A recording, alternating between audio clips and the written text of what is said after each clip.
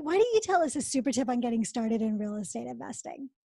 I just think get in on any level that you can, and you will be shockingly surprised that it increases with value. Like I bought properties where I think this cannot, like, oh my gosh, like this is a cute little place in a rural area.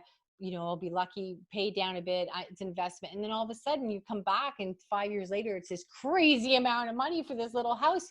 And then even then you think, well, it can't go up anymore.